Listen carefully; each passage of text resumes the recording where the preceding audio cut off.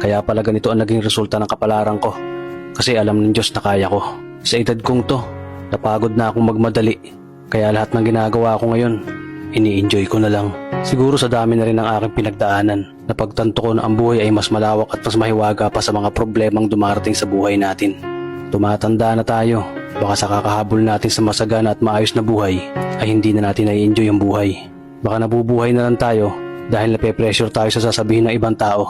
Marami na rin akong mga naging maling desisyon sa buhay, pero lahat yun nagsilbing aral sa akin at natuto ako sa mga pagkakamali ko. May mga taong sobra nating mamahalin at bibigyan ng halaga, pero ibabalik lang sa atin ay kabiguan at matinding trauma.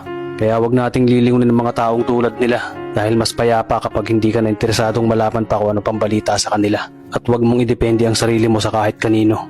Tandaan mo, kahit sarili mong anino, iiwan ka din nito kapag madilim na ang paligid mo. Kailangan natin matutunan na huwag ikumpara ang sarili natin sa iba dahil hindi natin laban ang laban nila. Karera mo to, di nila karera. Dahil ang buhay ay hindi naman nasusukat sa kung sino ang mayaman, kundi kung sino ang payapa.